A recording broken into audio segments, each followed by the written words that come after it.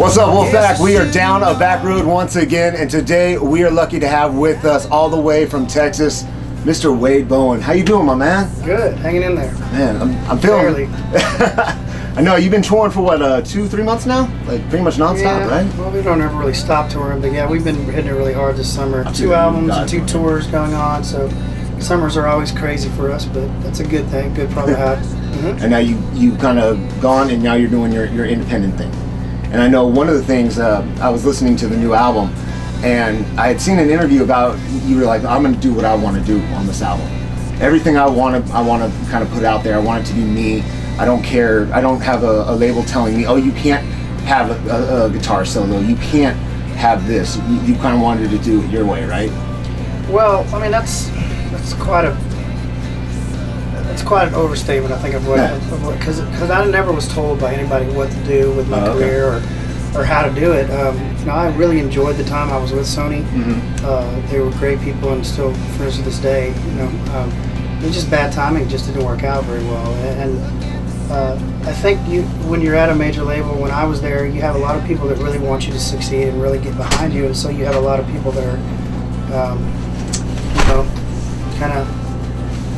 Telling you what you should or should not do, because they're rooting for you and they're in your corner. So I think the stereotype that the labels tell you what to do and how to do it and put their, do this to you, I think is a big stereotype. It's really, for the most part, not the case, at least not from my experience. So what I meant by any of that, getting any of the interviews or anything you ever read or saw of mine, was just that it was nice to just go and make a record and not have a ton of input. I've always had to prove myself to, as a songwriter, and then I, always had to prove myself as an artist, and then I had to prove myself on a major label. So it was nice to just make a record for myself for selfish reasons and not have to prove myself to anybody or anything, and just go in and be proud and happy with the songs that I had and that I was, really believed in. Get the band in there that I really believed in, and producer that I believed in, and just go make a record for the right reasons. And that's what I meant by all that. I really had a lot of fun making this record, and that's why this far into my career, over 15 years of playing music, I named it Wade Bowen, because I felt like it was the most honest record I've ever made. When I listen to yours, it's kind of, I feel the soul, I feel the heart of the music. Does that make sense? Yeah, I think country music is so many different things nowadays. It has so many different forms, and that can be a good thing, it can be a bad thing. I think a lot of people disagree with it having so many different forms of country music, but mainly, I would just ask the people to listen to it with open minds and give everybody a chance. I think there's room for everybody. Going into that, one thing I always like to ask a lot of artists is kind of a past, present, future question, and that is, who did you look up at? Like, who were your musical influences, like before you got into the game and getting into the game in the beginning?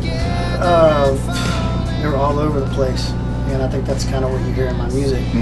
I grew up in a family that loved country music, but I had 2 older sisters and 1 younger sister, and then a mom and dad that were complete opposites. My mom would listen to Elvis and Patsy Cline, and my dad would listen to Willie and Waylon and Guy Clark, and my sisters listened to Alabama and George Strait and Garth Brooks and the mainstream country. So I really became a fan of it all. Really dug into songwriting is when I really dug into my career, is when I really discovered Bruce Springsteen, which I wish I'd have found him earlier on in my life, but he's my biggest influence now, probably, of anybody. I always do a present, like who do you want to work with right now? But I mean, right now you're working with Randy Rogers a lot. You've got the album out right now with the single Standards, which we played a couple times. People ate it up, loved it. Well, Randy and I have been doing an acoustic tour every summer called Home Up and Watch This. We've done for officially 8 years, I guess, but unofficially more like 13 or 14. Just hanging out, playing guitar together. So that's where that record came from. Was us we have a bunch of live stuff recorded from our acoustic tour. We were going to release a live record and just put a couple of studio tracks at the end. And when we got in there in the studio, we ended up having so much fun and really loving the sound of it. We wanted those couple of songs to sound really old school country and have kind of a 70s era country feel to it.